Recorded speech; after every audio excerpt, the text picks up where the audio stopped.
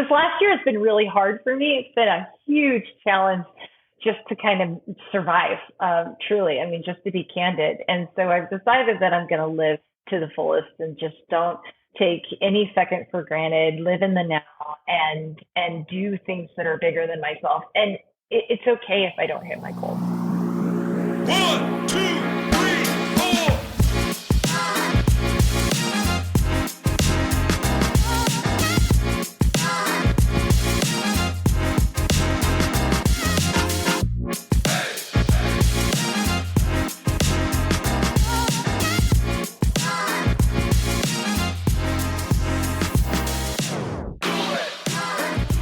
What's up, everybody, and welcome to episode 59 of the On the Runs podcast. We are coming to you virtual tonight. I am in, again, my new podcast studio. It's a work in progress. I really like the way it's going. Erika, you are in your normal spare bedroom podcast studio. How you doing? I'm doing just fine, my friend. How was your long weekend? It was beautiful. What a great weekend. We spent... We had good weather for a change. Was it last year it rained the whole time or the year before Memorial Day weekend? Yup. It was fun. Yep. So to quickly breeze through the weekend, Friday night and Saturday was all about my daughter. She was in a play. It was The Little Mermaid. Oh. She was Atina.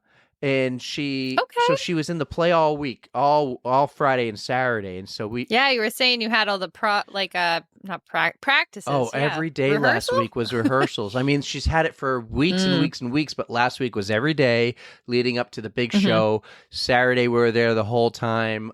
Friday night was great. I got to go out by myself Friday night, so that was nice. And then Sunday and Monday at the lake, it was beautiful.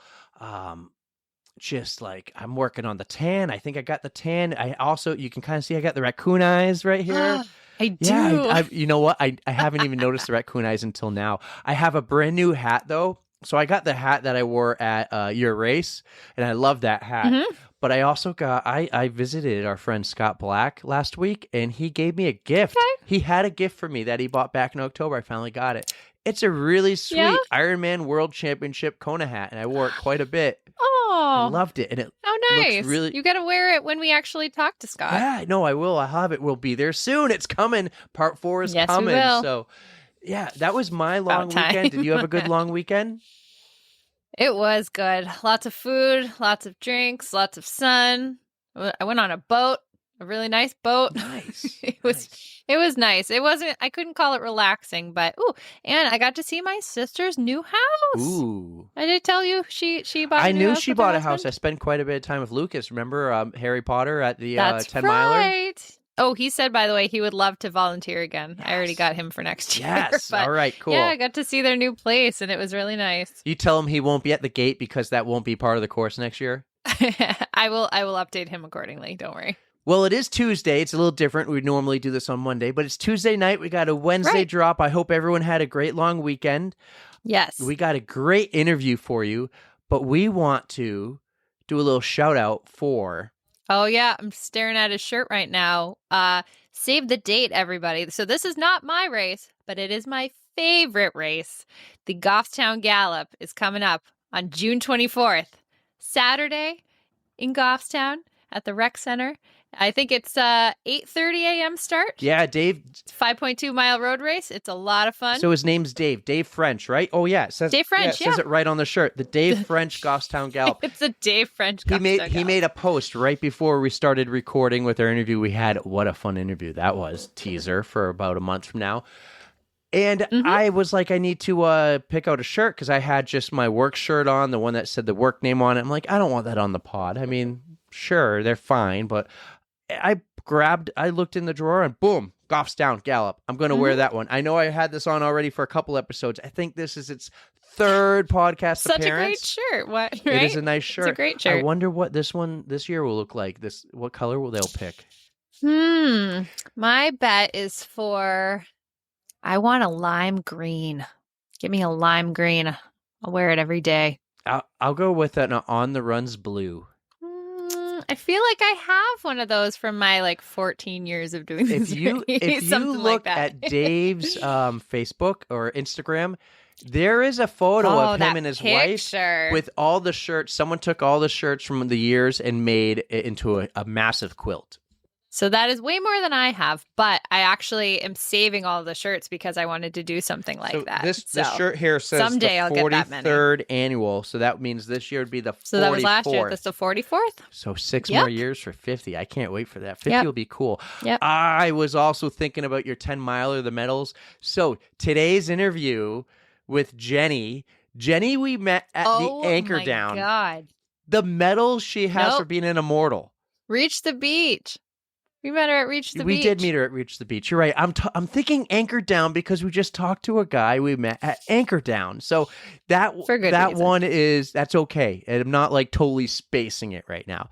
But Reach the Beach we met her at. Totally cool walking up to her in her car in the middle of the night, pitch black. Totally cool. That's acceptable at Reach the Beach, I feel. That's the only time it's acceptable. So she has these medals she got for being an immortal. They're huge. They're like the size of your dinner plate. And I'm not saying next year, the 10th anniversary of the TI 10 miler, I'm not saying they have to be the size of a dinner plate, but I'm thinking we could go for the size of like a kid's dinner plate.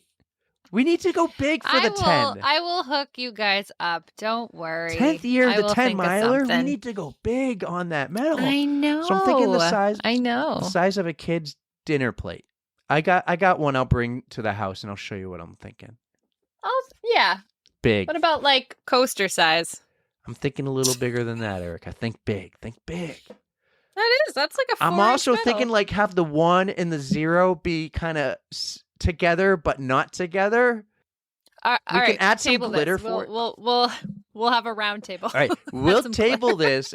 Always we'll add come glitter. back to this, but let's get to our interview with Jennie. Yeah. How fun was this? So much fun. I am just so envious of how many times she has gotten to Ragnar, because those are the fun, like most fun races I've done. Like they are just a blast. Like teammates, and you will see with the Instagram, but the size of the medal is literally like, You got to look. hello. You have to look at the Humongous. The one with her hand holding the medal. You have to look at that one. That will give you a real idea of how big and massive these medals are. It's a two-hander. Yeah. It's a two-hander. So this is going to be fun. We have a lot of people excited for this interview. We've the teasers I've dropped in the last day or two. A lot of people excited about the Ragnar episode here. Yes, we have a lot of Ragnar fans. Kind of bummed we didn't do this early a while ago when we met her, but we finally got it in. So everybody, Yes, enjoy this interview with one of our favorite Ragnarians. Is that how you say it? Ragnarians. Enjoy this with one of our favorite Ragnarians. Our next guest on the pod is a badass from West Virginia. We met her last September at Reach the Beach. I basically talked to her in the pitch black. That wasn't creepy. For about 20 minutes as Erika went and did the whole exchange, and she was epic and awesome. And when you look at her resume, she is a real badass. She's a Ragnar Immortal. She's done 29 half marathons, 6 marathons, 6 50Ks. She's done the JFK 50 2 times, but more impressive, she has done 40, if not by now, more Ragnar events. I am so excited to finally get you on the podcast, Miss Jennie Clark. How are you, Jennie? I am so well, and I'm so excited to finally be on the pod. I was so excited to speak with you in the middle of the night. It was in the middle of the night, in the pitch. It really was. It was, wasn't it? When we're all delirious in the middle of Ragnar. And it was a Ragnar event where we didn't choose to get a hotel. We were doing it old school style where none of us got any sleep. And we were all in good spirits. And it was so crazy just to meet you out of the blue. We got lucky where we parked next to you. We're at one of the transition areas. We parked right next to her, and she just happens to be sitting in this fancy looking SUV when we got the typical white, all done up. And I'm just like, hey, do you want a magnet? Oh, speaking of that, you're going to get the first look, Jennie. You're getting the first look. Look at a special edition magnet. Oh, I need one of those. It's got the Pope on it. It's got the Pope Brown. I need that. One is tell yours. the story. So when we first were coming up with the idea for On the Runs, it was his brainchild, but we're like, we need like a logo or something. So in Snapchat of all things, I had taken like the poop emoji, like actual emoji, and I just drew legs on it, and I drew like a little swoosh for toilet paper. And our wonderful artist who created our logo decided that she was going to take that picture and actually make it into a real logo. So what you just saw was the actual rendering of like the original logo that we had come up with. So It is so legit. You are legit now. Well, I still have the magnet that I got from you at Reach the Beach, and Yes. I will add this one to that. And the Magnet Excellent. Do you Hall have of Fame. Yes. Oh, we're gonna magnets galore Honestly, everywhere. the Ragnar magnets, nothing They're the best. compares to those. Nothing. People are Nothing. so creative, and I have a whole collection on my fridge too. So Yes. yes, we will send you one of these and add That to is your collection. awesome. Let's get to when we met. I think one of the first things we talked about, besides the magnets, was I always ask people, where are you from? Mhm. And you go, West Virginia. And I go, oh, have you ever heard of Michaela Shremshock? And you're like, yes, I have. Really small world to be up in New Hampshire and to meet somebody who knows a mutual friend, let alone you work with her, correct? Yes, correct. Yeah. Yeah. Yeah, she's a badass Yeah. So, runner. Talk about badass runner. She's on a whole That other she level. Honestly, yes. so you're from West Virginia. Is that where you grew up?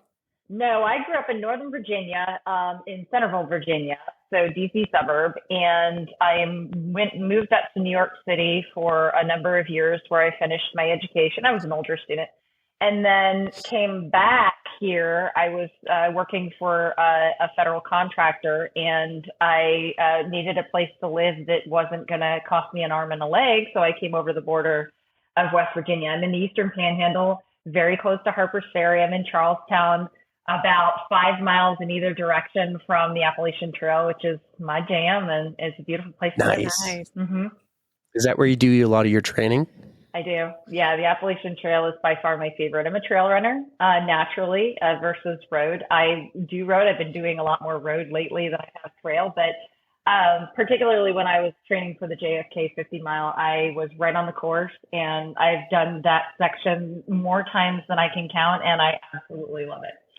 So JFK 50, that's strictly like a trail race. I don't know much about it, but you've done it twice, so you must really like it. So tell me more about it.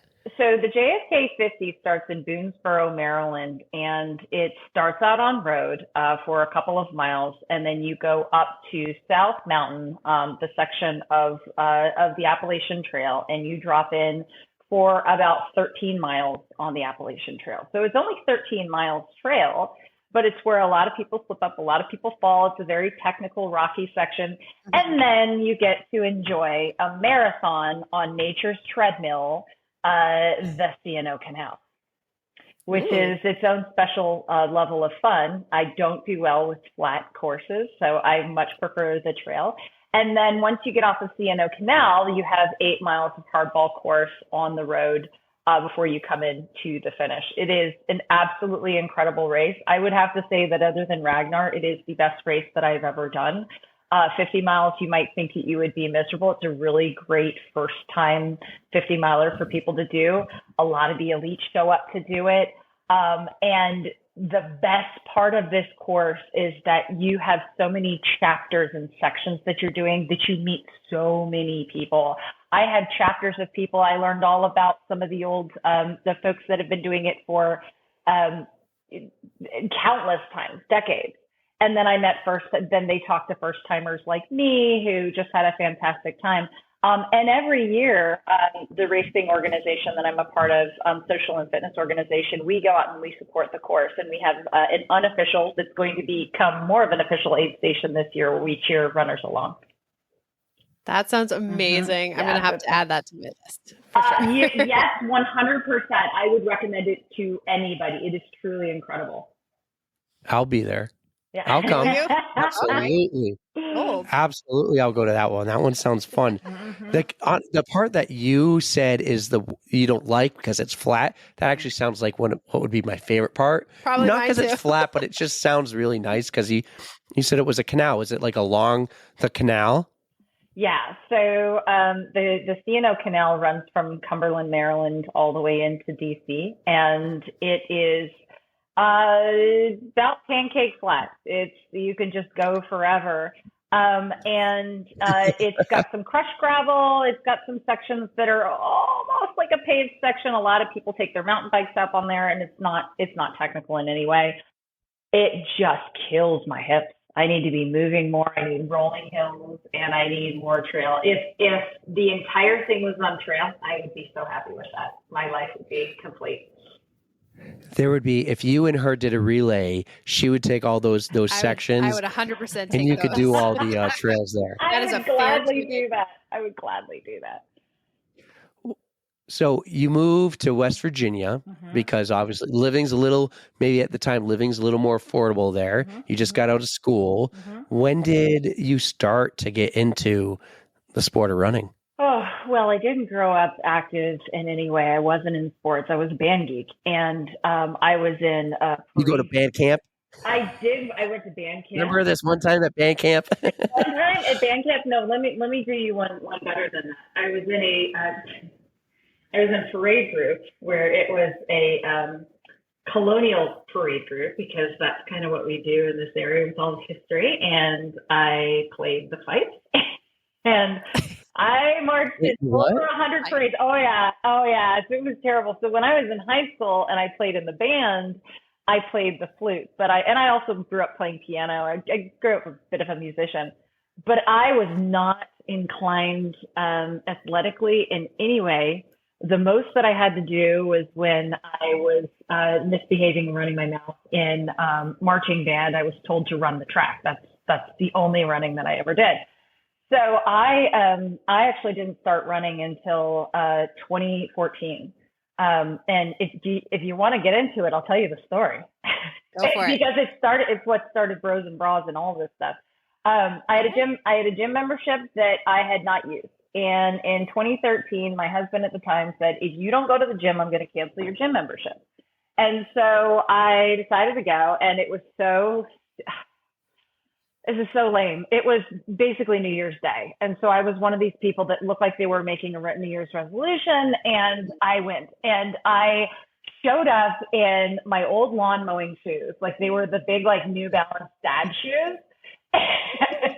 And a pair of cut-off jean shorts. I had jorts on. And my husband's T-shirt that said, "Dreams do come true" on the front. And I'll never forget it, because I was so out of place. I did not know what I was doing. And I show up to the gym, and I had no idea how to use the equipment. So it was a Gold's gym. I went into the cardio cinema room, and I was so intimidated that I was like, screw this, I'm out, and I walked out. And then it really bothered me. And in the next couple of days, I was like, you know what? I'm going back. Let me try to go back. Let me figure out what I'm doing. And so I signed up for group exercise classes, because if I went to group exercise class, then I could just I'm a paint by numbers person with everything. With running coaching, I need to be told what to do. If it's left on my own, I will overtrain. I'll do all the wrong things. And so I went back and I started taking some group exercise classes, and I started meeting people, and I felt like I had a tribe and I belonged. And I would plant myself in the front of the class, because if I was in the front of the class, I couldn't walk out and leave. And so pretty soon, one class a day turned into two, and I started doing cycling, and I started doing step and all of those things. And after a while, I had done every class, and I was doing, because this is what I do, almost 3 hours a day. I got really, really fit. And then that was 2013. When I hit my first year in the gym, I had a trainer there who approached me and said that she had done the Cumberland to DC Ragnar. And she said, you know what? You should try to do this. You should try to do this Ragnar. And granted, I had never run ever. I did not know how to run. So I said, sure, that's a great idea. Let's go ahead and sign up. And I didn't sign up for that one. I signed up because I love trail and I loved hiking. I signed up for Ragnar Appalachian. I was a virgin, and I recruited an entire team of virgins. So none of us had ever done Ragnar, and I was a brand new captain. Then I had to learn how to run. And I was getting pretty fit, and I had grown up hiking a lot. We lived very in Centerville. We had gone out on family trips to Skyline Drive and the Appalachian Trail, and my dad kept us hiking a lot. So, and I used to go wander off into the woods, and I loved trail. I really, really wanted to incorporate my love for that if I was going to learn to run. And so I used to go on hikes. And this one day, there's this trail called Maryland Heights. And it's over near Harper's Ferry. And it's very, very steep. And it's got a lot of elevation. And this one day I was hiking it. And then granted, I had been going to group exercise classes for a year. And I may have taken a little bit too much pre-workout. The pre-workout that I took may be banned now. But Oh. I had a Forrest Gump moment. And I was out hiking the trail and I decided to start running. And when I started running, it was the first time I had run and I didn't stop. And I ran the entire thing.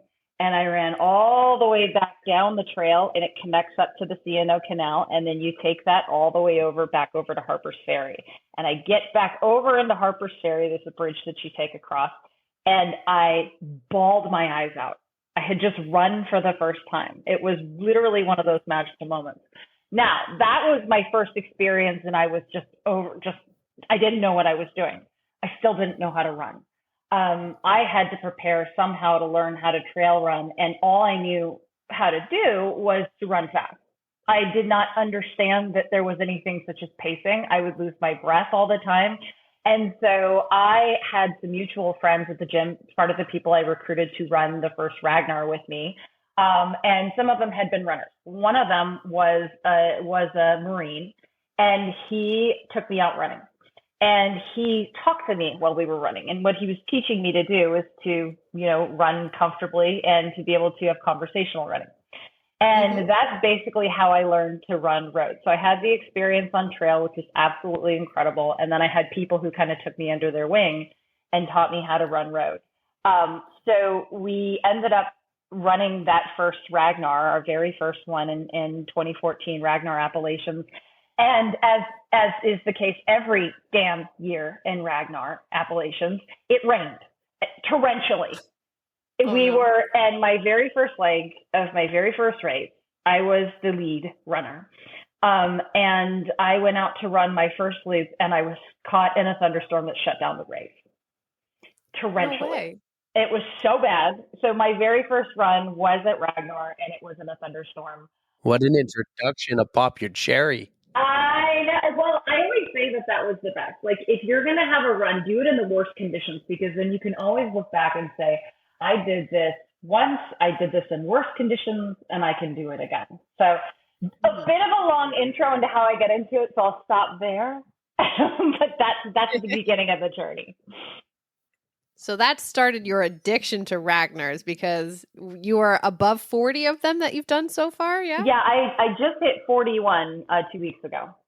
Yeah. Oh, wow. Mm-hmm. She was just talking about the key to life. We talked about yesterday. The key to life. We did. Happiness in your household. I'll have to tell you that one later. Yeah? You will. Have you ever seen Super Troopers 2? Not 2. I've seen them 1. First of all, I love Super Troopers 1. I once rode a half marathon to it, and that was the only way that it made that bearable, because I thought my ass was going to fall off. But yeah, it is good. It's good stuff. You ran a half marathon to Super Troopers? No. I rode. I was doing rowing, and I was like, this is not going to be fun. So I put Super Troopers on, because I was a CrossFit athlete for a couple of years. And you're talking a rowing machine, or are you actually out there on the river? No, rowing machine. I wish I was that cool to do it out on the river. Come on, man. Can you imagine? And I brought my little screen, and I was watching Super Troopers. I cannot imagine doing that for longer than like 10 minutes. I could see you doing that. I could totally see you doing it. It'd be awesome. I remember I was really into CrossFit too, like 10 years ago, and I looked good, Jennie.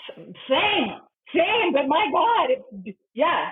No, Jennie, she's lying. She looks great now too. No, Jennie, this is pre-kids and everything, but I remember me with this one guy, we just did a badass workout, and he goes, "You want to go row 10K right now?" And I was like, "Yeah, sure, let's row 10K." 38 minutes later, I'm like, why do I do that? This is the dumb crap that we used to do. And part of that is how I learned to torture myself. I'm like, yeah, you can torture yourself a little bit longer, and this is why I run. now because it's really all about that torture. It's like, how much can I torture myself? So that's basically the only torture I'll do is in running. Like Yeah. anything else, I'm like, nah. I can't row for more than like 10 minutes. Even that's ridiculous. So torture, key to life, happiness in your household. You want to know what the real torture and key to life is? The answer to everything I shared with her earlier? It's this right here. What is that? The It is sinus? a What? it's Like, a, is that it's a- like the one nostril? And I can't do that. I have too many control issues. I feel like Yes. I would just do one of these and just inhale You put it. it in this one and just squeeze, and you got to keep your mouth open and don't hold your breath, and then it all comes out of the other one, and then you switch. This right here is the key to life and the key to happiness, because when you don't have a sinus headache, you are happy. It's amazing. how No much free stuff ads, comes out of sinus here. rinse. If you want to market with us, advertise, you're more than welcome Can to. we get that as a sponsor? Yeah, right. That's what we were thinking. But he totally sent me a video of him doing that the other day, and Oh my I was like, God. "What is go?" And then I'm like, "Oh, I couldn't watch the whole He's thing." like, don't act like you're not impressed. Here we go. It's like, oh, by the way, speaking of that stuff, the guy that taught me how to run, he used to blow the worst snot rockets when we were running, and that's where I learned. Like, I thought it was a thing that with running you would just have. No, I don't ever have snot rockets. And this dude, like, Marines are gross. I'm just gonna say that right now. Actually, I kind of do that. They, I don't know.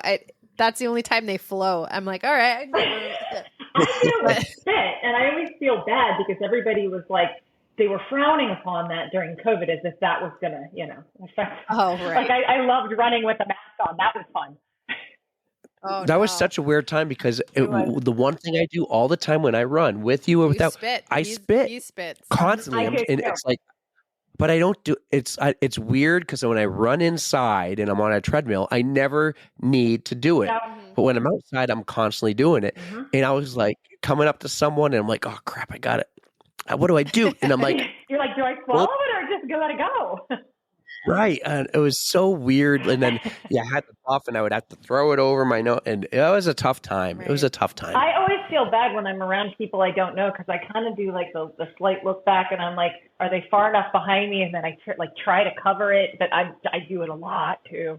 It's just kind of my thing. It's better that than Code Browns, right? Yeah, Right, yeah, right. Definitely. Hey, we're for those too if you want to share any later. I mean, well, yeah.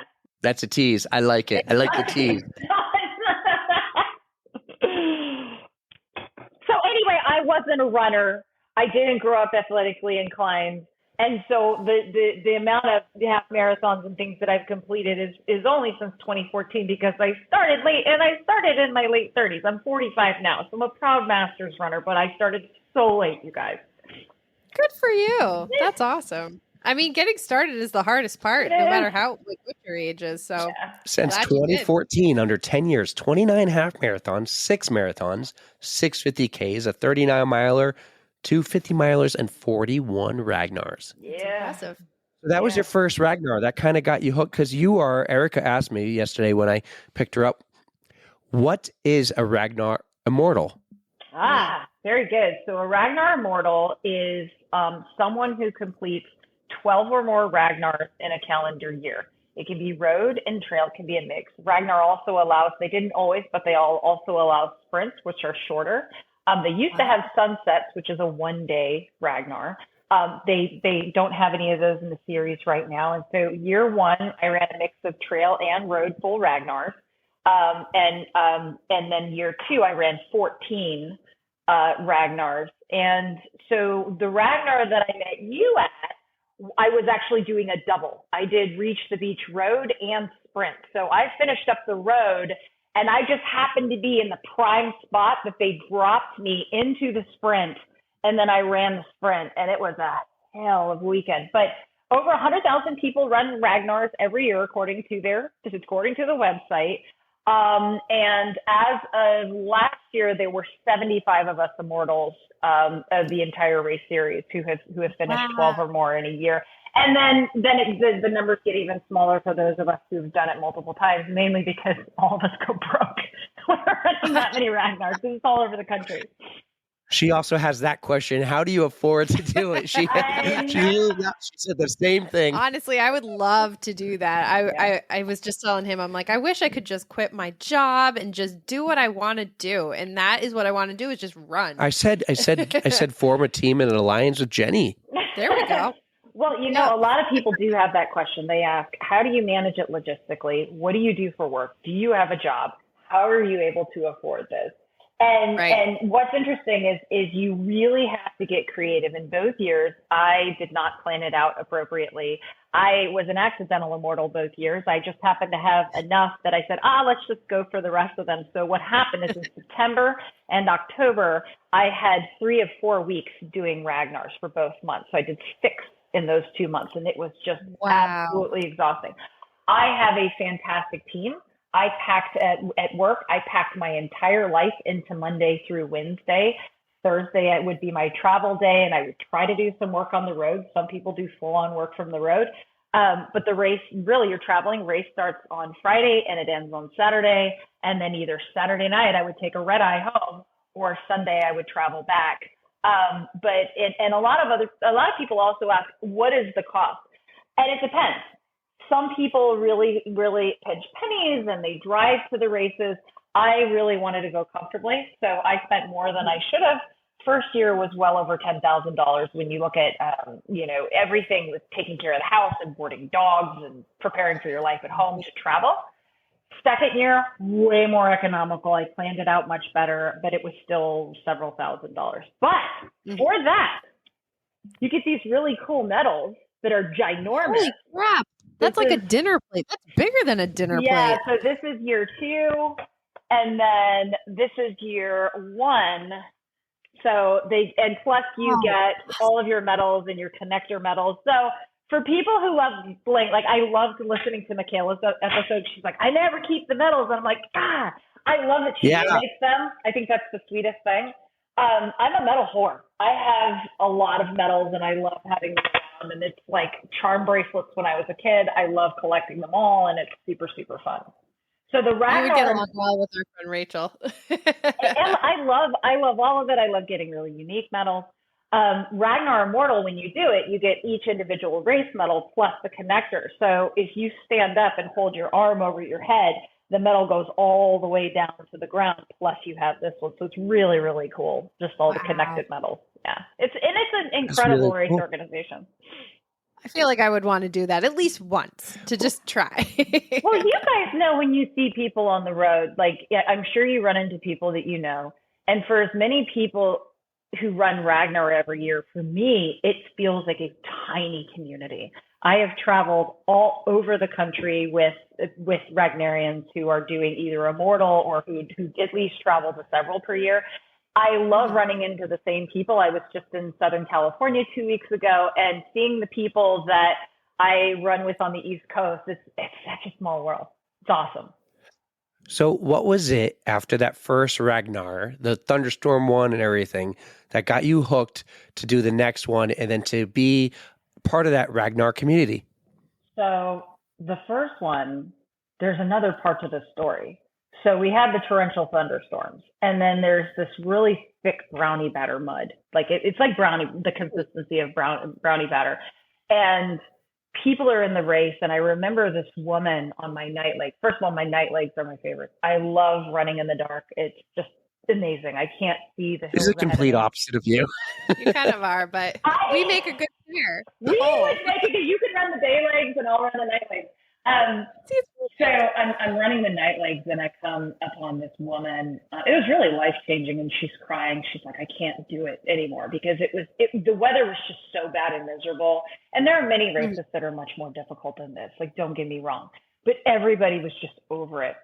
So I was really touched by that. All of us, me and a couple other people, rallied together. We're like, no, you're going to finish this. And I trained too damn hard for my first race to not finish it. So I get in from my night leg, and I get hypothermia. I didn't change. I learned every single lesson. I didn't change out of my sweaty clothes.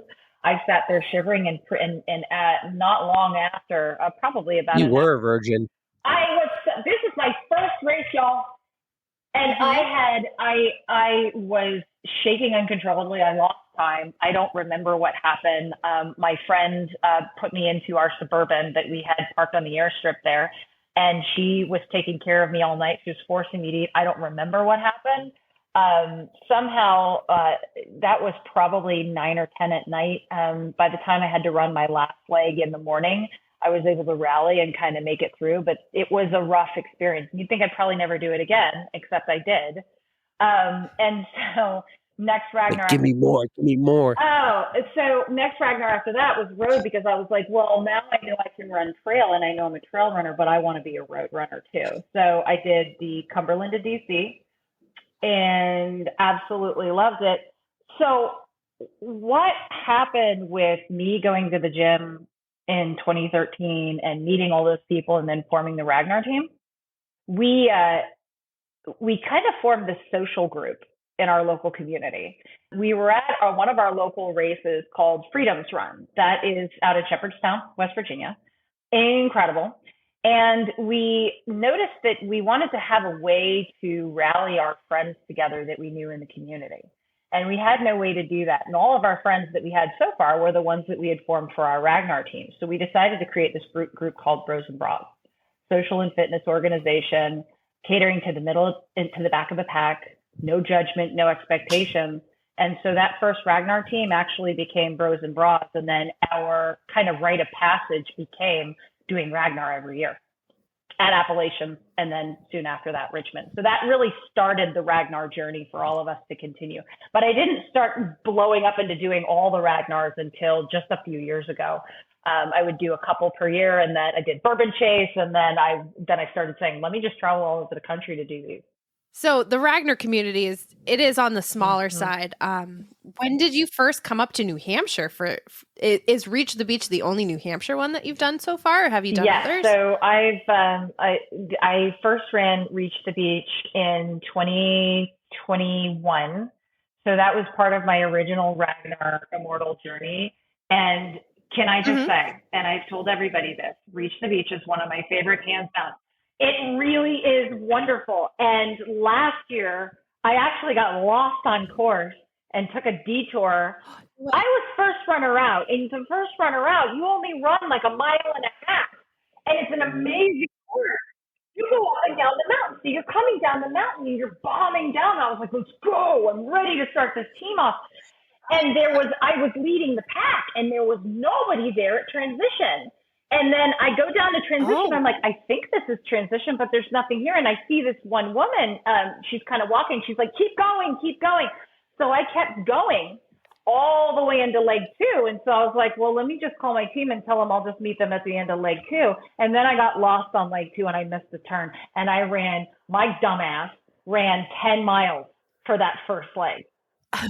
Oh no! Not gonna lie though, one year I've done that, and on leg 2, right around the Mount Washington Hotel, I was bombing through, and you're running on like the little rail trail, and you're supposed to take a left to go around the side of the hotel. I went up like a back road where a parking lot was, and I was like, there's nobody here. And then I go to turn a corner, and all the runners are still there. Like, I was just here, so I had to figure out how to go. I just totally missed like a turn, but it is way easier than it should be to get lost. So I didn't even make the turn to go off onto the rail trail. I missed that. I'm running all the way up the hill, and then I start freaking out, and my cell phone has no signal. And so Ragnar is one of the few events where you can flag down a random white van and say, can I get into your van? And it's cool. Like, it's fine. It's fine. This is the only time it's acceptable, yes. Kids, don't do this at home. I felt so bad because I was on a team, and I can't remember if there were any other Immortals on the team, but they were experienced Ragnarians, and like, I should have known. And I'm crying in this van because I feel so embarrassed, and I feel like such a dumbass. I'm like, I screwed up the team in the beginning. I can't believe I did this. But it was great. It was a great story to share, and, all those extra miles. But I absolutely adore it up there. I could live up there. I would recommend that to anybody. And there are a couple races in the series that are like Reach the Beach. Bourbon Chase is another one. I believe Northwest Passage is another one, where it didn't start out as a Ragnar event. It started out as another event, and Ragnar is teamed up with that. Reach the Beach is one of them. And it just has a different flavor and feel, and absolutely incredible. Beautiful views of the mountains, and then you hit the beach. I was gonna Have you ever been to New Hampshire before this? Yes. Because you're big Yes. into hiking. Yeah, and in fact, I'm going later on this year. I'm going to do some hiking. I had been up to Vermont before and done some hiking. I could live there very easily, very easily. I don't even care about the winter. You should move I up just here. absolutely love it. It's gorgeous. You have a welcome invitation from me and Erika. Erika has a spare bedroom if you need one to How about crash that? into How about that? for a few weeks before you It's build your yours. mountain house up there. So, my goal this year is to hike the Prezzies. I call it the Prezzies, but the presidential range. It's like 18 miles. I've had the goal a couple years. I know the day I'm going to try to do it because it's the day after the adaptive hike I do. Oh, there you go. I do an adaptive hike up Mount Washington every year when we pull up a disabled athlete up Mount Washington to raise money for adaptive Yep. sports. So my goal is to do the Prezzies, weather permitting, the day after. When I say weather permitting, I'm not afraid of any rain. I just want to do it during an epic Yeah. day. Yeah, for sure. See the views. Actually, be So able if the to see weather's not good what it's enough, I'm about. not going to be like, I'm a badass and I'm going to hike this in the rain. No, I want to go out there and do it on an epic day. It's like when I went and skied Tuckerman's, it was a bluebird day. I was like, yes. Actually enjoy That's the rare. views. You don't always have to suffer for the greater good.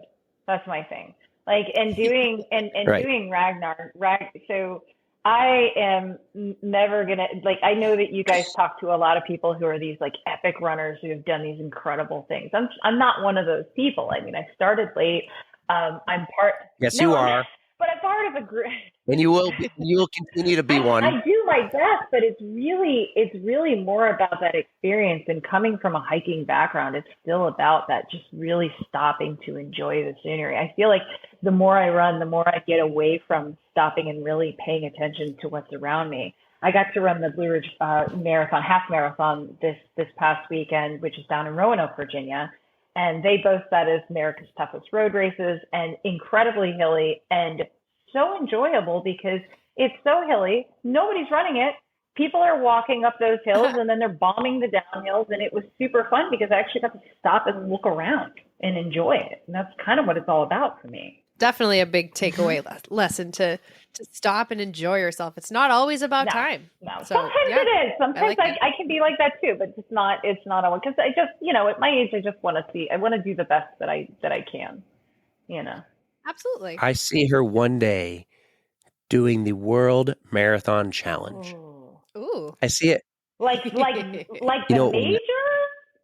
No. 7 marathons, 7 days, 7 continents. I would probably be crazy enough to do one of those things. I would probably be. I know you are. Yeah, I think I know looked at you are. That's why I can see it happening. Yeah, that would be incredible. See, at least with those, they take care of all the logistics Yeah. for you. You just have to be in the right place at the right time. And the Get on money. a plate, Or money. find a Yeah, sponsor. Yeah. For sure. I'm with you on that. That's like ideal bucket list kind of stuff Yeah. right there. So besides Reach the Beach being the greatest ever Ragnar race and your favorite that we already knew, sarcasm, what are some of your top favorite Ragnar Okay, so events? there's road and then there's trail. Trail will always be Appalachians, hands down. Home state. It's in West Virginia. Absolutely love the terrain. It is nice and rocky and technical, and a lot of people don't like it because of that, but that's what we're used to. And we love to rock scramble, and we love to have fun. And that's just where we've battled it out together, and we've been battle buddies, and that's where I think a lot of the bonds formed. Road, I really liked Bourbon Chase, and it was Bourbon Chase pre-COVID because it was a lot of the distilleries shut down. I think it's more reconstituted now, but I am a huge bourbon fan and loved the experience of going through bourbon country, and I would 100% do that again. It's a beautiful course. It's not the prettiest course. I really think that Reach the Beach and Northwest Passage are probably the prettiest courses that I've done, just depending on what your flavor is, West Coast or East Coast. SoCal was gorgeous too, Right. but I really love those beautiful vistas and seeing the mountains. So if you're Big Poppy, not Big Poppy, if you're Notorious B.I.G., you like Reach the Beach. If you're Tupac, you like Northwest Absolutely. Passage. East Coast, West Coast, that whole thing. And I really have to say East Coast is where it's at. I'm an East Coast girl. I will always be an East Coast girl. I freaking love it. And there's some really, really rough, hard trails too. Like Rainier is really absolutely gorgeous. Like you take a gondola to the top on one of the legs, and then you run down it, and it's just fantastic. Oh, that sounds awesome. Colorado is great, but it's just not great if you don't live in Colorado and you're stuck in wind the whole time. Right. I told him I did one Ragnar trail. I did Trail Vermont, so that was on Mount That was Escutney. nice. And I have to say, I did enjoy that one, but I kind of like the trail ones better because you get a base camp. And so it's way more relaxed. You're still doing the work, but you're not worried about driving. No, like it's so much just more chill. You see your entire team as well. So when you're in the road, I think I would enjoy that. I would enjoy that because then I would just walk around the entire base camp and finding people to talk to and poking my head in their tents instead of their cars, like Jennie. You would make so many friends. And that's what we do. That was really and in Appalachians, we set up so you can set up camp right along the course, and we do that in the last final stretch, the last quarter mile of the course. And every year, Bros and Bras sets up, and we were several teams deep all along the course, and we have bullhorns and neon signs, and we have what's called the board of directors, and these are the people who have retired from doing Ragnar, but they still show up to shit talk everybody and then get everybody hyped up on the trail. And we feed people, and it is one of the best experiences that I could imagine, just because we have that camaraderie there. Trail is great because you get to see everybody. Road, I just hate that I only see half of my team. I miss the other half of the team every time on the other van. Although I agree with when we did Bourbon Chase, we were not a full team, so we did it all in one van, and we just kept driving, and we hit all of the distilleries, and that was amazing. Doing it in the non-traditional way. I would totally be on board for doing another trail this year, but so Trail Vermont, which I would go back for that one. It's maybe like an hour from where I live, just easy to get to, except they hold it, I think it's the week before Reach the Beach. Yep. And Reach the Beach is just, we have our team. I think this year we're doing it ultra. So that's going to be a new experience. I have not done a Ragnar Ultra. But it's just so close together. It's hard to get time off. And actually, I think I have a wedding the weekend of Ragnar Trail. So that's just, it's hard. It's hard to juggle. I know. That was my life last year, and doing the two back to back. It was a treat to get to go up to New England for 2 weeks in a row, though. Because going to Vermont and coming into Burlington first, which I love, and spending some time there. Then I went off on some random trails with my friend who was also doing Immortal with me. So we traveled, she and I traveled for most of the year together. And that was my first time doing Vermont, and I really liked it, and I glamped there. So glamping is a whole nother experience that I haven't done very often, but it's wonderful. But you will love Ragnar Ultra. It is not as bad as you think it's going to be. When you get into it, you're like, let's just go. And you feel like warriors afterward. It's wonderful. Yeah, we're both in for the Ragnar Ultra, but I'm just nervous because I'm not very good at the hill portion, and Reach the Beach. Oh. It is ridiculous at points. So it's gonna be a struggle, but we're gonna be training, and I'm so pumped up for Ragnar Ultra because I need to set. So when I don't have a goal in mind, that's when I get lazy and out of shape. But when I have something, so for instance, like a race coming up, something more than a 5K, when I have an Ironman, a triathlon, a big one, or in this case, Ragnar Ultra, I am now in the zone. I'm set. I'm doing strength training. I'm running. I'm motivated, and then I get it back in shape, and I look good, and I feel good, and so I'm so pumped for Ragnar Ultra. Because that is going to be it's challenging, but it's also, in my mind, very achievable. I'm really pumped up. I might have missed it. Are you going to be there? For for Reach the Beach this year? This year, yeah. Questionable, because I have my team last year that they unofficially wanted to make a team, and then I heard from another team that they wanted to do it. It depends on if I'm available. I haven't committed to it yet. I've committed to a couple of Ragnars this year, but I have to be careful because I will Immortal again if I'm not careful. But I would like to do it. Slow. Yeah, 100%. I'm gonna sign her up I'm telling you right now. You're going to in have somebody pencil. drop, In and you're going to need an pencil. ultra runner, and I'm going to be like, well, as you know, I'll get It's what lost I'm saying. anyway. I'm gonna sign you up in pencil right now. Signing her up in pencil. If we have anyone drop out, she's our first For call. real. Like, you know, I'll accidentally run ultra, so whatever. It's fine. Right. It's what I do. No, you'll enjoy it, and I'm the same way. I have to have a goal to chase. That's what I'm doing right now. I'm a paint by numbers person, like I said. I have to have something is bigger than me that I'm going for. That's why I did the Immortal. And the Immortal, the first year I did it was really because my mom passed away unexpectedly, and I was really trying to find a way to process my grief. And it was every place that I went. It was my mom was almost entirely disabled when she passed away. Even though it was unexpected, she had very poor health.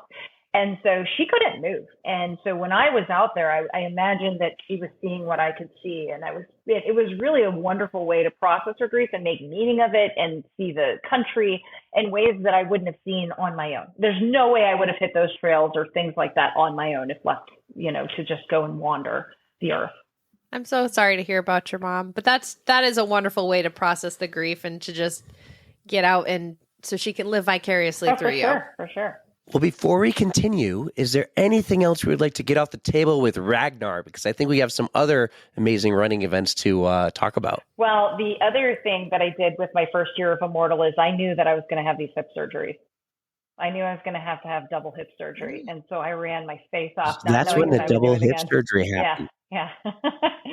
Happened between year one and year two. What year was this? So 2021, December, and then January of 2022, I had my first and second hip surgery. Tell us about double hip surgery. Did you have both at the same time? Did you do one then the other? How was all that? What was the process because like? I'm a psycho. I wanted to have both at the same time, but they wouldn't let me. They made me do it 5 weeks apart. And I unfortunately got COVID in between the first one and the second one. And the COVID, I had it pretty severely. It seemed to attack my hip joint in the first surgery. So I had to delay a little bit, but I still got them 5 weeks apart, which is truly incredible. And because I just wanted to rip the Band-Aid off, be able to move on with my life. I didn't know if I was going to be able to run again. So I really just wanted to get them done so I could start rehabbing it throughout the winter and then see if I could get back to running. And it was a pretty emotional time for me, just not knowing. I started running late, and then I just faced with taking away something that had become so much a part of my life was very difficult. Did anyone ever tell you you'll never run again? I think myself, so when I first started running, I always said I would never be a runner. So it took me almost 3 years, despite running my first Ragnar, it took me almost 3 years to run my first half marathon. I just couldn't figure it out. And so distance was always such a challenge for me. And, so I had spent all of 2020 training for my first JFK 50 mile. And that was really the first time I had done anything really significant that was bigger than myself. And so when I confirmed that I needed to have both of these hip surgeries, I was saying again, I will never run again. Nobody told me that I wouldn't be able to run.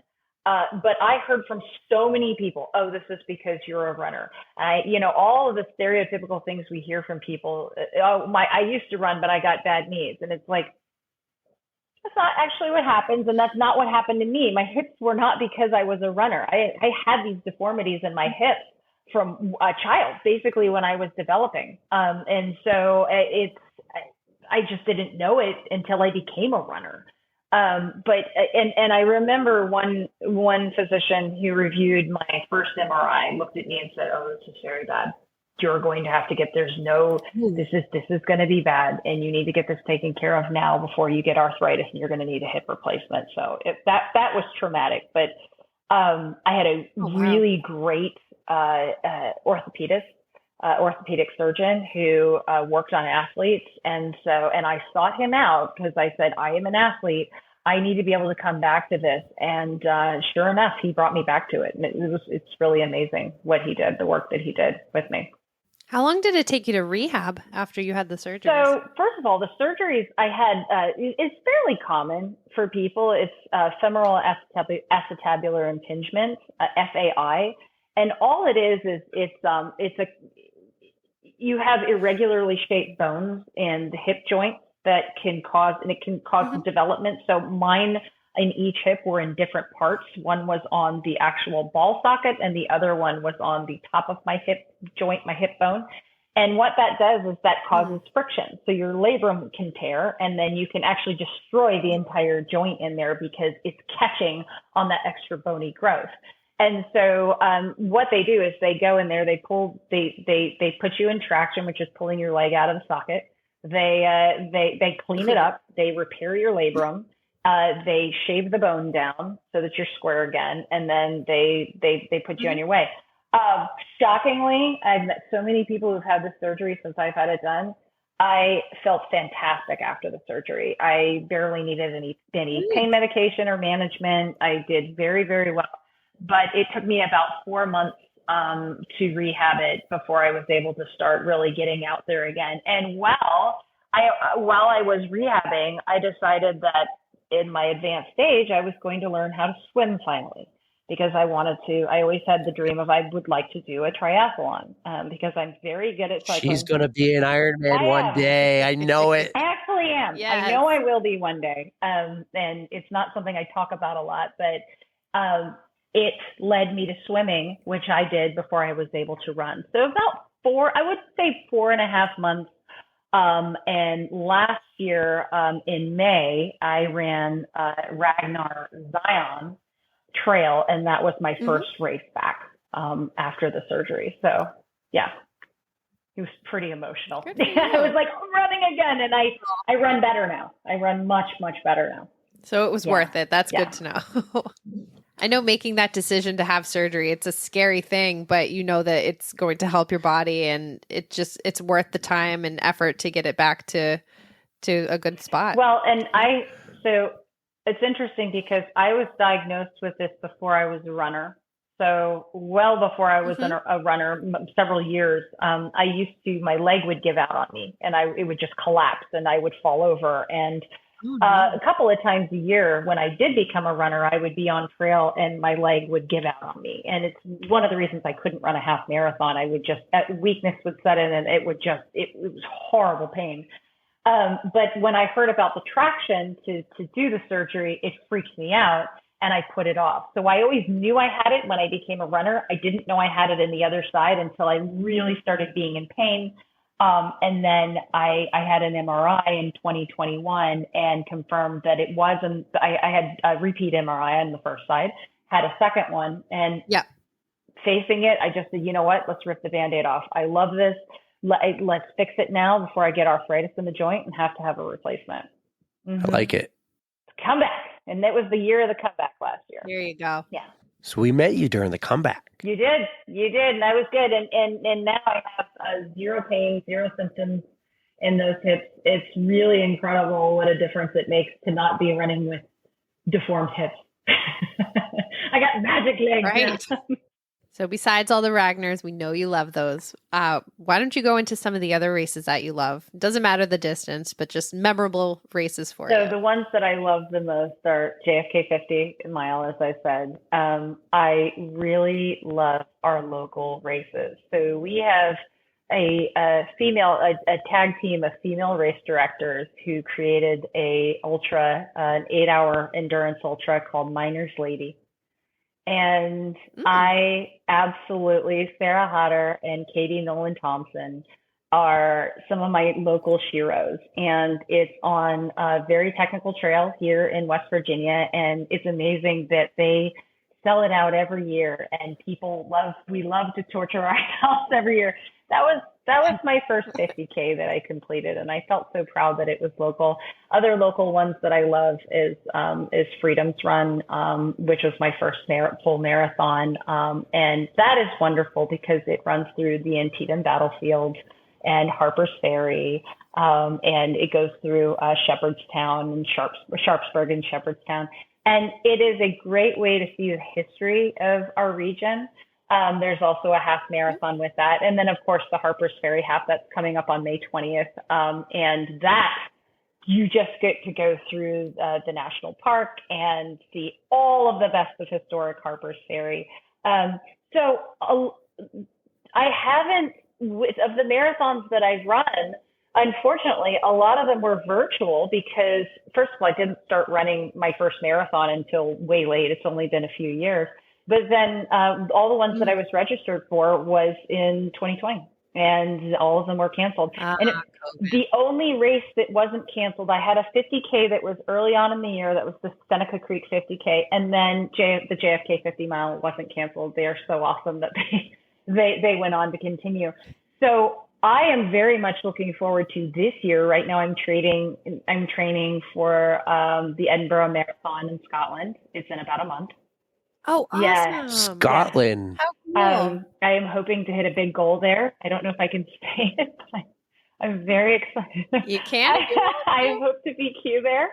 I don't know if I will. I am so nervous about even saying it because I am really close. I am really, really close, and all of my training runs are there. Dreams. Manifest them. You can do it. Scary. If you dream it. It's really cool because with these big goals, I always have like the finish line in mind, and I'm always thinking about coming in through the finish chute in every run that I have, and so I'm really focused on that. I'm going to run the Marine Corps Marathon, not just virtually, this year, and I'm running the Honolulu Marathon in December. So. Oh, you got some. You are going all over the map. I know. I'm living this year. Let's go back to the earlier question. How do you afford to do all this? So I'm not spending my money on Ragnar this year. And so I've decided to budget it to just do epic things. Yeah. This last year has been really hard for me. It's been a huge challenge just to kind of survive, truly. I mean, just to be candid. And so I've decided that I'm going to live to the fullest and just don't take any second for granted, live in the now, and do things that are bigger than myself. And it's okay if I don't hit my goals. It's really just seeing the world and living and being present for my life is just really important to me. Jennie, treat yourself. Treat yourself. Deserve it. You deserve it. Yeah. And it sounds like an epic season coming up for you. So I hope you enjoy every minute of it. And don't stress too bad about that BQ. If it happens, it'll happen naturally and everything will fall into place. And there's always going to be more if it doesn't happen. But I certainly hope it does for you because we want to see you in Boston. We want to see you. That's right. When it happens, we'll be there. I told my crew, I said, if this happens, all y'all are coming with me. Every single person is coming because I am the least likely person to hit this goal. It will be amazing. All of them can stay in Erika's spare bedroom. We're going to do that, Erika. You guys are going to have to fight for bed space, but I have a blow-up mattress. They can come and hang out with us at mile 19, and we'll party. We'll cheer everybody on. We'll be a blast. And when you come by, you'll hear the loudest reception for you. It'll be epic. It'll be absolutely awesome. I love seeing what you guys were posting about the marathon this year. It was so cool. It was such a blast. So we can't wait to do it for you. It was a ton of fun. I'm still paying for it 14 days later. I'm still paying for it with my voice and my allergies. But I digress. I want to talk about one of the things in this past year that you've had to deal with, or that you've actually, you made the choice to do this, is you have a friend named Sarah, and you decided to step up and really support your friend Sarah. Can you tell us a little bit about her? Yeah. So first of all, I apologize for being so serious on this pod because that's not typically how I am. I've just been in a very serious phase of my life with a lot of tragedies happening in the last couple of years. And last year, for 3 months of the year, starting in July, I was going through quite a bit of testing because it was suspected that I had breast cancer. And I went through 4 biopsies, one of which was badly botched. So I was diagnosed with a precancerous condition. I have a very high risk in my family. And so I was given basically 3 options: to have a prophylactic mastectomy, go on tamoxifen for 5 years, or do nothing and kind of monitor. But as I was going through this, and I was between biopsies in these months, my best friend Sarah decided to go and get her mammogram to support me. And she was told after her mammogram that the spot was found. She also has basically the same risk that I do. Our mothers had it, both had breast cancer, and we have it extensively in our families, but don't carry the gene. So she and I found out on the same day that we needed biopsies. And we got our biopsies on the same day. And within about a week, she was diagnosed with breast cancer, invasive breast cancer. Oh my goodness. And it was, my whole world stopped. So at this time, I was unfortunately going through the beginnings of what would become a divorce that I didn't see coming in any way. Like, everything in my life was falling apart. I didn't know if I had cancer. My best friend had cancer. And we were just trying to just figure out how to breathe, and everything was a blindside. And then I turned 45, and it was like, what next? And so Sarah was such a blessing in my life because she has got, I have to say, she's got the aloha spirit. She is Hawaiian. She's from Hawaii, and she has the best attitude. She has an attitude of, that's a tomorrow problem. We're going to, we're not going to worry too much about it today. And so when she was diagnosed, she already knew what she was going to do. So she chose to have a bilateral mastectomy without reconstruction. Her mother had had several surgeries and complications for her reconstruction, and she knew she didn't want to go through with that. Right. And she wanted to just say, let's be through with this. Let's move on. And so she and I made a decision that we would be together when she had her mastectomy, and she had a support squad. And she made me a dumb sweatshirt that I wore with her to her appointments, and I got to be with her on her surgery day. We share the same surgeon, and her mother couldn't travel from Hawaii to be with her. And so I got to be there with her and kind of be her support, along with an army of women that we have in our crew. And by the way, this army was supporting me in what I was going through, and supporting Sarah. So Sarah stayed with me in my house for 3 months while she recovered. And we did her drains, and we did all of her wrapping, and we went through all of the beauty and the chaos and the terror of going through such an incredible life-changing experience. And through it all, Sarah just had the best attitude. And in a time where, again, not to be too serious, but this is cancer serious. Yeah. I lost a lot of weight because I just was having a hard time dealing with life. I lost about 25 pounds, and Sarah and she fed me, and we fed each other, and we sat together, and we cried together. And when Thanksgiving came and we didn't have we had our friends, but we were kind of alone, we shared our time together. And when Christmas came and I woke up alone on Christmas Day, Sarah was there, and we became stronger together. And I don't know if most people go through that level of experience with a friend who has cancer, but it was such a beautiful thing. And Sarah's doing well now. And she is on medication, and she will be for the next several years. And so far she's had very little complications. And I'm really proud of her, because I think a lot of women don't choose the no reconstruction route all the time. And you don't always see it represented in how beautiful it truly is. And she is very much, she did a photo shoot, a boudoir photo shoot before her surgery to kind of commemorate like the last bit of her breasts. And she is very open and comfortable about showing what she looks like now that she's had her double mastectomy. And she is a pillar of strength. She also doesn't like to be the center of attention. So a lot of the things, she allowed me to be the one who shared updates about her. She doesn't like the whole, F cancer, cancer strong, anything like that. She's not about that. She's just about, I'm a woman and I'm living my life, and I'm making choices that are very difficult for a lot of women. And this is what I choose. And I'm here to talk to you or be your friend if you need to talk through this with me. She's just a truly, truly incredible person. I don't even know what to say. That is just, she's so incredibly strong going through that, making those tough decisions. You're incredibly strong. You're both supporting each other. I mean, I'm at a loss for words. I don't know. I was just going to say, like, I'm proud of the two of you Yeah. being together with This each is other the hard whole time stuff. and pulling for each other. And we learned a lot about breast cancer last October. We did an entire month dedicated to women runners who have had breast cancer or currently or whatever. And we learned a lot. I learned a lot. And we plan on doing it again. But that was briefly after our breast cancer awareness month, when you started posting these stories about Sarah. And so very proud of you for the best friend that you are to her. We're pulling for her and very proud of her for being strong and doing everything. And she seems to be doing very well. So, but yeah, it is so great to see support systems out there, because they're hard to come by sometimes. And then sometimes they're right there. You just don't know it. And sometimes in your case, you just stepped up to the plate right away. Nothing, you just knew what you're going to do. You just jumped in.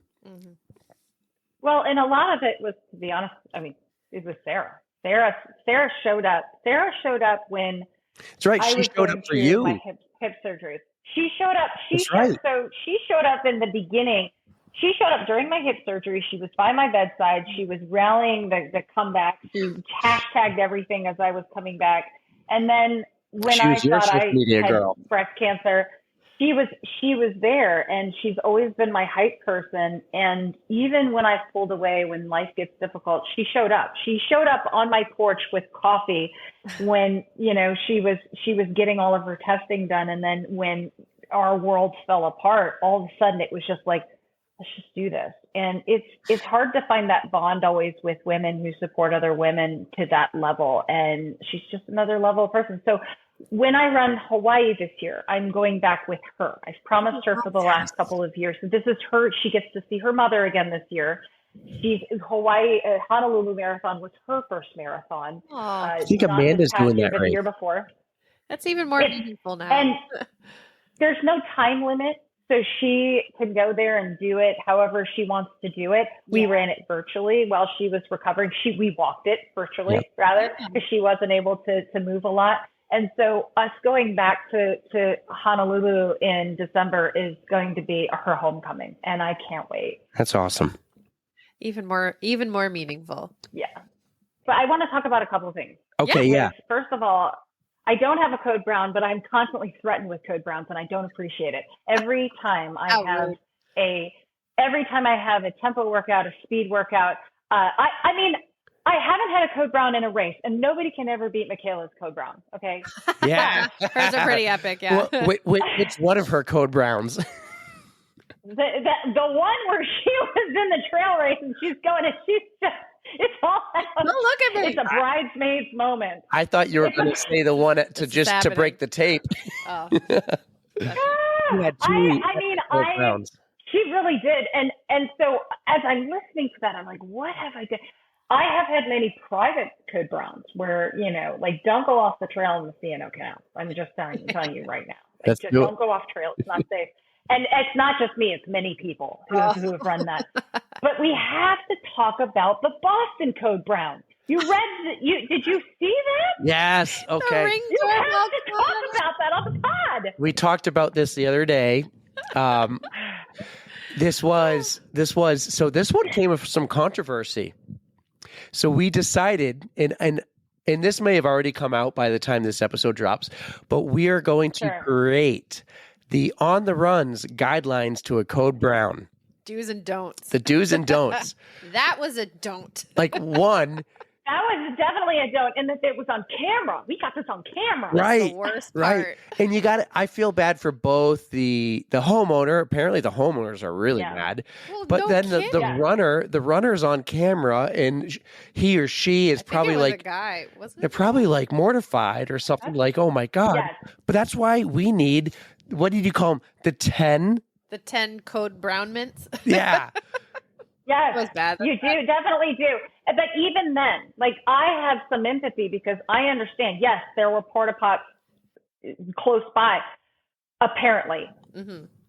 Sometimes it's not enough. It's just, and I felt so bad. They were like, you know what, there's no other way. I'm going to go into this person's lawn. Like, imagine what was going through their head. And then imagine when that spectator came out And they're questioning them, and we don't know what they said. And then they bring their friend in. They're like, look at this. Oh my God.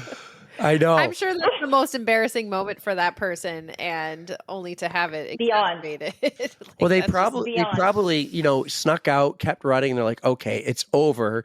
And then the next day they see it posted by Runner's World on Instagram or something. Yeah. It's like, it's everybody knows about your code brown. And, you know, the more that, you know, it's I've fine listened if to the you put it podcast, out there. It's fine, in but my it's mind. not, yeah.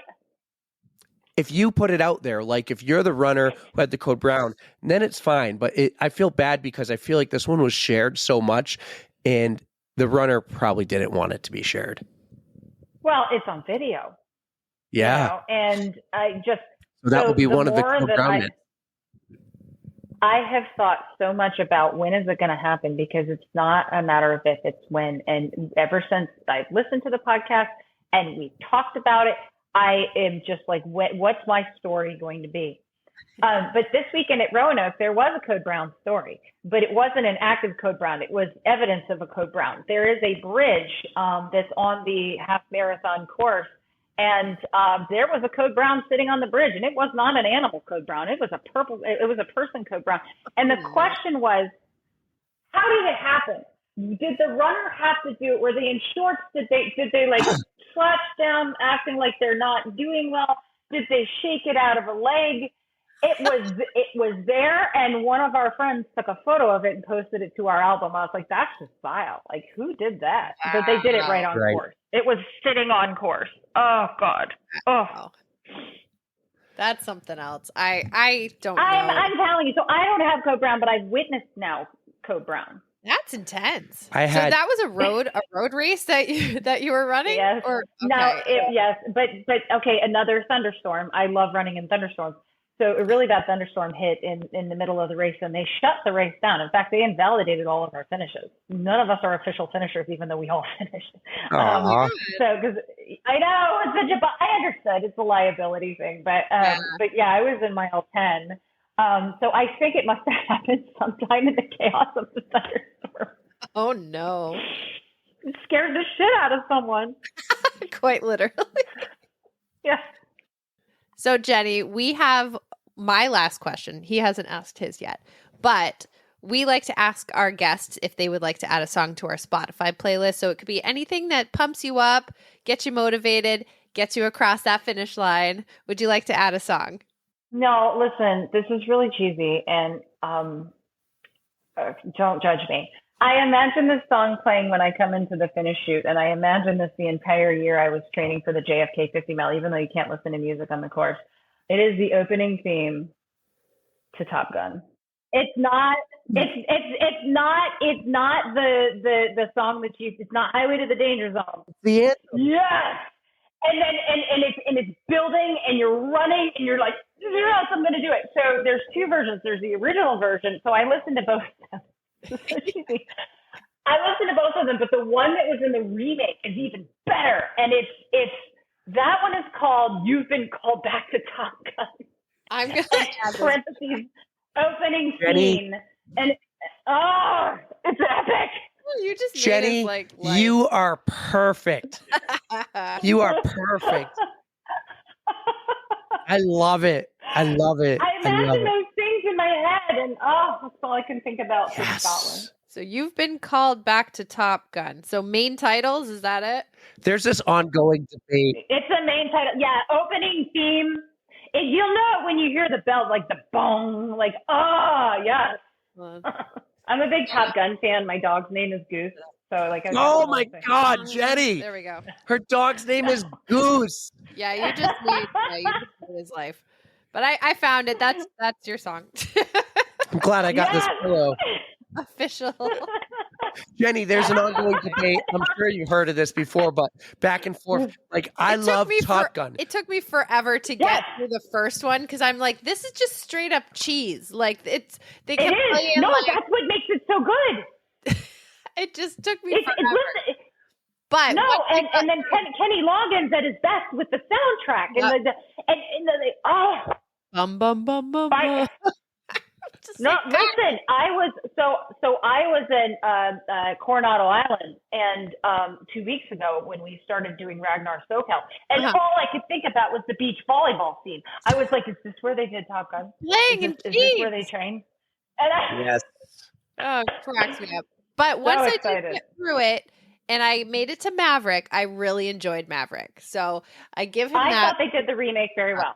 I think so too. Yeah. I really enjoyed it. So I do like Miles Teller, so that didn't hurt. But Rooster. yeah, They did was it good. well, and they weaved the story together well. And for those of us who are total dorks on the original, they put a lot of Easter eggs in there. I thought it was going to be terrible Right. because all remakes are terrible, but it wasn't bad. It was good. The whole soundtrack is gold. It's gold. It's always going to be the One of the best. greatest movies ever. So, one of my questions I ask is I find a random Instagram photo. Mhm. And you have a ton of Instagram photos of Ragnar. So I tried to do something that wasn't Ragnar. All right, so Yeah. here's a photo, and I'm going to read you the caption. Today's a tough pain day. Random shooting aches in both my hips hit me from time to time. I need more time to strengthen PT work to address it. I'm doing all the things I can, but everything takes time. It's a photo of a stairway, a stone stairway. Oh, yeah. Uh-huh. What's the story behind this stairway in the photo? So the stairway is at Harper's Ferry. It's right in downtown, and it's a stairway that goes up. It's leads to the cemetery where my mom is buried, but that was taken before she passed away. And it was about steps, taking steps, baby steps. So I always like to do, I'm a writer, and I love to put symbolism into the things that I post and write. And that is one of them. And it's one of my favorite spots.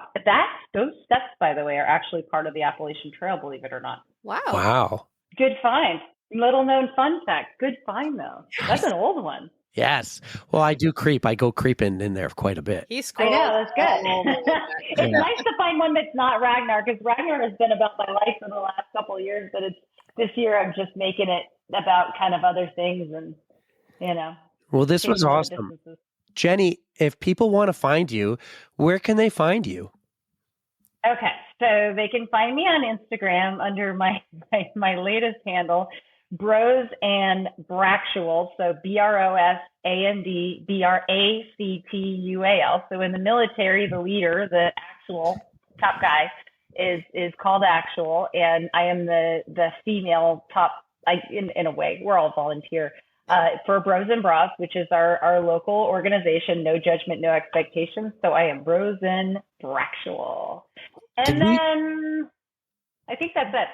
Did we talk about Bros and Bras? I think so. I mean, a little bit how it was formed. We are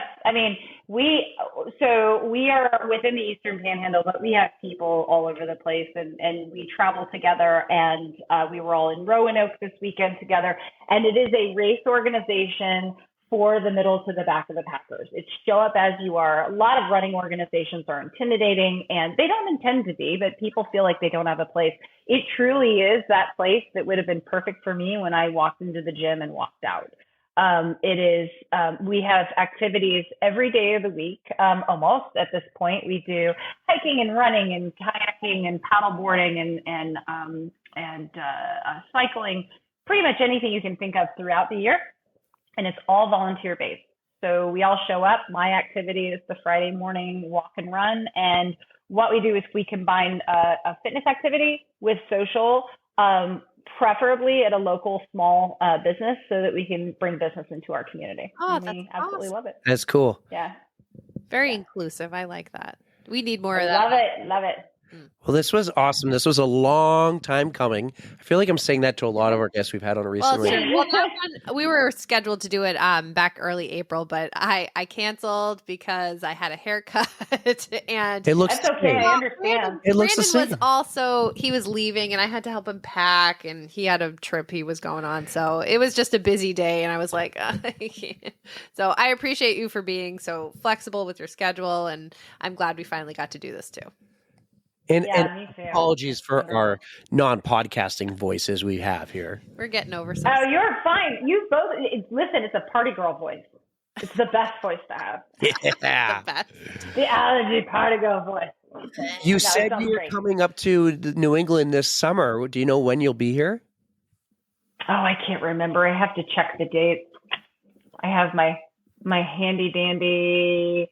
Well, if I do reach the beach, that's September. I think it was August and September when I was planning on going up there. Well, So if you're we shall here see. on July 30th, I have an awesome charity hike for you to do with me and a bunch of people I do it with, where we raise money for adaptive sports.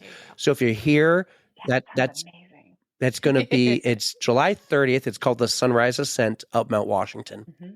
So it's epic, and they close the auto road for us because we pull them up in special hiking wheelchairs, and the views are usually spectacular. I don't know if you've ever been to the summit of Mount Washington. It's really cool. It's different because there's a building up there, but The observatory, yeah, that's right. it's a pretty epic place. One of my favorite spots. I've hiked it. I have skied it. I've yet to run it or bike it, but I'm going to do them someday. And maybe if I get really, really, really rich one day, maybe I could be Travis Pastrana and drive a rally car up it. You're on your own. I ain't doing that. No way. Hard pass. That's really great that you do that, Beth. This was fantastic having you. I'm really happy that I stopped in between our cars in the middle of the night. It was like, oh, there's a girl in a car. Do you need a magnet? Hi, my name's Erika. Your name. Do you need Let's a magnet? talk. Yeah, how about a pickup line there? Do you need a magnet? You want this magnet? This That's magic. the best Ragnar This is catch. Like, this is no what do you like pickup line? There there's you go. so many magnets here, but you never had a magnet like this magnet. You want to talk about shit and epicness and awesomeness and cool people? This is our magnet. You want our magnet? Yes. Super cool. Super What cool. Well, thank great- you so much for having me on. Thank It's you. great talking to you both. We had a blast.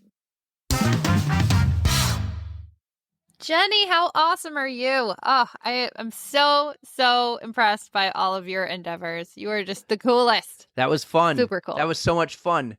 I gotta say, I sounded a little different. That was when I was really sick, and we actually had an interview the day before we canceled, and I was like, I think I can power through. So sorry about my voice during that interview.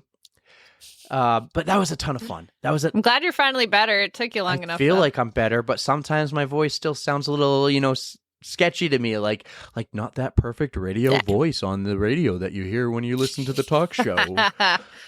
No, I don't have that kind of voice. One person told me early when we started the podcast, goes, "You have a really great voice for radio." I'm like, "Thank you," but no, I don't. I don't think so at all. Do I sound like I'm on old time radio? Let's No. we'll just roll with the way we do roll. So that was fun. I was so excited to meet her at Ragnar at Reach the Beach. Wow, she does a ton of those. She was in Scotland. So she was in Scotland this past week. Did you see that? That's right. I saw her first post, but I think I missed the other one, so I'm going to have to go back. Okay, well, I'm going to tell you part of the story. So she BQ'd, but she didn't BQ. And what do you mean? What I mean is her watch has the BQ time. Like she did it under the BQ time. All right, let's just say the BQ time was supposed to be 3 hours flat. But the official like her watch didn't happen? said 2:59:52, whatever. Like she just barely made it. But the official time on the chip was 10 seconds past a BQ. No, Jennie, no. Oh, my heart breaks for you. So she didn't get it. Oh, no. And she wrote this post. You guys will have to go and read the post. You read the caption. I'm going to do that right after She this. wrote the whole story, and I'm very proud of her.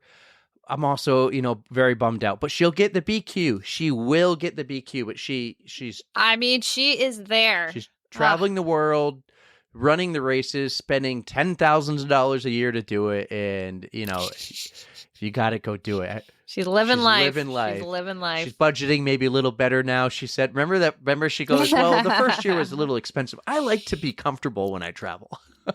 I don't blame you. I mean, yes. But what an experience. That's super cool. That was a ton of fun. So thank you, Jennie, for coming on. And thank you, everybody, for listening. Last week's episode blew up. Absolutely blew up. So much fun. Yeah. It was so exciting to see. We tell everybody what rank we got to. We got to, well, the highest I saw, we may have gotten higher, I'll have to check. The highest I saw was number 21. The number 21 That's as far as running I saw, podcast wow, in the you USA. Guys. That makes us feel really good. Yeah. So my goal for a while was to, jump in, just bit by bit, get in the top 50, which we haven't hit yet. We're typically 60 to 80 to 130, depends on the week and depends on the time of the week. Mhm. And there's like over 300 running podcasts. So just to be in the top half of that is amazing, being as new we are and as started up, and we're learning, we're getting better. So we got a lot of exciting things to come. I did a little teaser yesterday, and I posted it, but I also sent it to you. I have a goal now that we're on Riverside and we do video recordings to get the podcast on YouTube. So a couple months away, I'm going to edit a bunch of the episodes and then drop them, but I'm really excited. So you'll get to see this one with Jennie. You'll get to see the one we just had with Ashley Paulson, Doozer, Tara and Lindsay, the panda that we just had on. So it's going to be a lot of fun to do that too. We're going to build this into something fun. This is not going to stop. Episode 59. We're jumping into the 60s next week. Can you believe it? Every episode you ask me, what episode are we? And I am always like, I don't have a fucking. Well, I'm like, wait. For lack of better I'm like, words, I have no idea. Is this idea. 59 or is this 58? What was last one before I do the? You know better than me. I always man. have to go and look. I listen to the episodes, but I always have to go because I don't want to mess up the intro and other. be like, welcome to episode 58 when we just had 58. So yeah, one day I will mess it up and I won't catch it until later, and you guys can all call me out on that. That'll be fun. So guys, yeah. That will be That was fun. We number 21, that was so cool. So let's keep this rolling. Let's keep going, and let's keep the consistency. Like I said, every Tuesday. Well, this week, today's Wednesday. Getting there. So. And I also read some really nice reviews. We actually had a couple of reviews, and they were really nice. We did, and there were like 3 of them. Yeah. 3 really nice we do ones. 3. But no bad ones that I saw. 3 really nice reviews and about 12 5-stars, maybe 10 on Spotify and 12 on Apple. Yeah, no, it is cool. If you do like us, leave a review. That's cool. We don't usually ask. I know a lot of podcasts always do the whole, be sure to subscribe and follow and leave a review and a 5-star rating. Like, we'd love for you to do that, but we're not going to hound you for it. I will. You know what else we have? We have a new patron. We do. And he's a lover of the pod. I don't think we really given him his legit shout out. Hype man. Sorry to shriek on this. Oh, Dave. Dave, we love you. Oh, I think you did tell me, but yeah, I totally shrieked in this microphone. I got really excited, but still really excited. Dave, we love you. You're awesome. Did we actually shout out everybody? You were waiting on your mom. Well, no, we can't. Did we give her official shout out? We didn't really give her official shout out. So let's shout out my mom for being a Patreon too on the On the Runs podcast. Yay! No, really appreciate that. She deserves a really big one, especially with all the help she gives you guys around with the kids, and she's just an all around awesome lady. So Janice, shout out to you. Let me tell you, for the 9 of you, I think now on the Patreon, you guys are awesome because you're helping us. Because I just upgraded our Buzzsprout subscription. and Did you? Yeah, I don't know if you got the email notification because that one's on your card. I didn't, but I'll find out soon, I'm sure. But yeah, thanks guys for doing that because now we just bumped up. Our limit is 12 hours. This is turning into a long. Are we going to use 12 hours? Well, it goes from 6 to 12. It's not like I could have gone to 8 or 9. But this is okay, all right. This is we got no limits now, you guys. Yeah, we got a 12-hour limit. Well, God, if we hit a 12-hour limit, we're working too hard. This definitely has turned into a long-form podcast, and I'm okay with that. I like it being that. So, how do you cut down stories, man? People have their stories, and we just want to hear them. Right. So, and it's just now they have the time the time. flies by when we talk to them.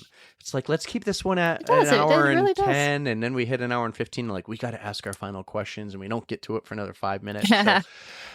Right. One thing I want to mention, something that I kind of gave up on, and then I'm bringing back to life. I am, pumping the heart here on it. We're back on TikTok. We never left TikTok, but I am posting the videos on TikTok too. Good for you. I am not a TikToker. Well, follow us on Instagram like you are. Instagram's where it's at. But on TikTok, I'll tell you what, I am making some of these reels or these TikToks and practicing getting better. And you'll get some early releases on there because I'm dropping some of them ahead of time on TikTok before I actually, because when I drop it on Instagram, I'm kind of like, okay, I'm going to drop this one at 12:30. And what stinks sometimes is sometimes 12:30 comes around and I post it, and it's like 3 hours later, still trying to post the reel. I'm like, come on, I want it 12:30. But yeah, the TikTok is back. The TikTok's alive. It's just going to be reels or TikToks or whatever they call them. And soon enough, we'll be on YouTube, like I said. So I'm pretty excited. The Facebook, we're on there too. I appreciate the like and the follows, but I'm really not active on the Facebook. It's actually a little more difficult than the gram.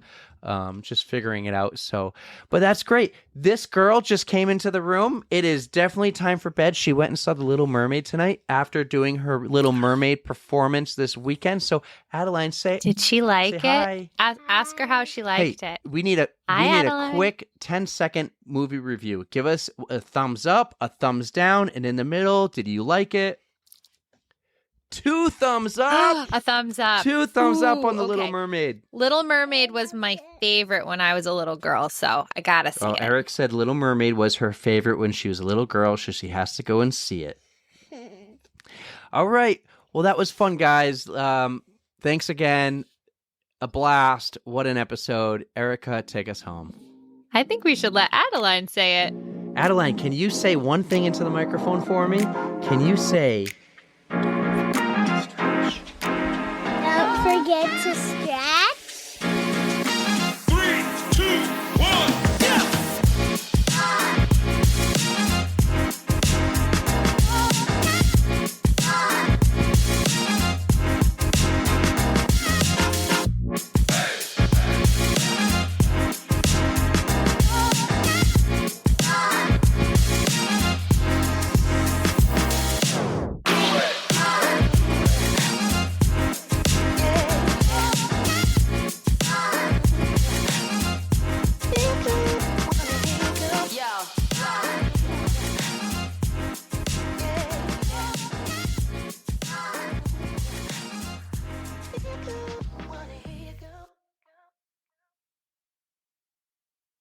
I basically talked to her in the pitch black. That wasn't creepy.